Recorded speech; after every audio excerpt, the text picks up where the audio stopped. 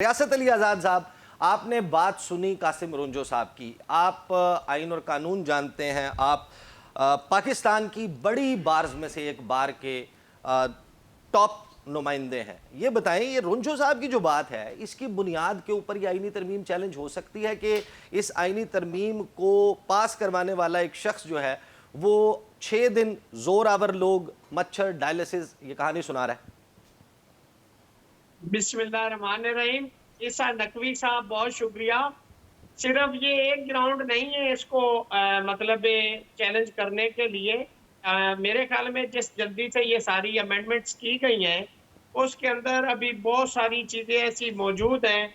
इन्होंने जो 175 sub article 3 है उसको अमेंड नहीं किया, ये लेजिस्लेशन उससे भी रिबगनेंट है।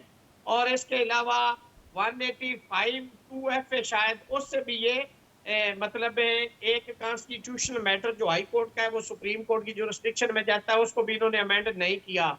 इसके अलावा और बहुत सारे ग्राउंड्स हैं, जैसे ये लेजिस्लेशन की गई है। मैं समझता हूँ कि सेनेटर्स को इतनी भी तौफीक हासिल नहीं हुई है, जिसको जमहूरियत कहते हैं, मैं इसको जमहूरियत नहीं कहता। कंट्रोल डेमोक्रेसी डेमोक्रेसी नहीं होती। अगर 4 ही पॉलिटिकल लीडर्स ने इसका फैसला करना था तो इन बिचारों को वहां लेके आना, सेनेट में, नेशनल असेंबली में बिठा के सिवाय उठक बैठक करवाने के इनका और कोई काम नहीं था। किसी एक शख्स ने भी खड़े होकर नहीं कहा कि ये आर्टिकल है क्या, इसके अंदर मेरी आउटपुट ये है, मैं से एग्री करता हूं, मैं से डिसएग्री करता हूं। Rules 2007 national assembly, rules 2012 senate, किसी को फॉलो नहीं किया गया। जो कॉन्स्टिट्यूशन के अंदर तरीकेकार लेजिस्लेशन का दिया गया था उसको फॉलो नहीं किया गया।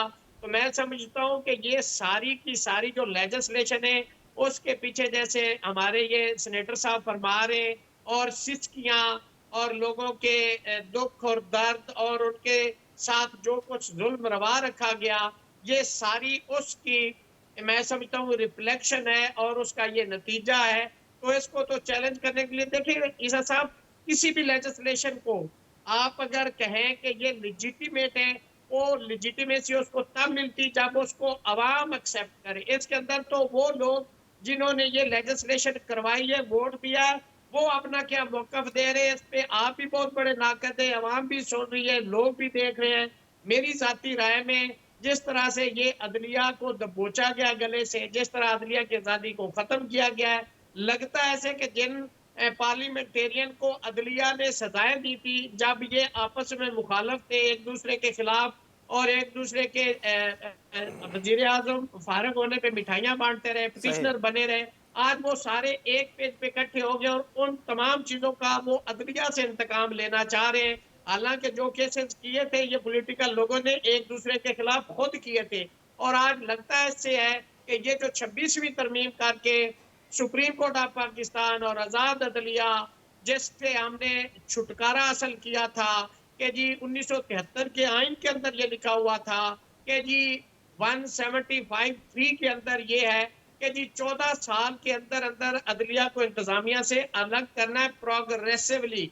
और उसका नतीजा ये हुआ कि जो 1989 शरफुद्दीन केस है, कराची सही। 509, उसमें भी ये होल्ड किया गया था। तो इन तमाम प्रिंसिपल और जो 96 सुप्रीम कोर्ट अल जहाज trust versus federation of Pakistan, और इस पे 17 जजमेंट है इस इशू पे, उन तमाम की वायलेशन पे ये पार्लियामेंट ने लेजिस्लेशन की है।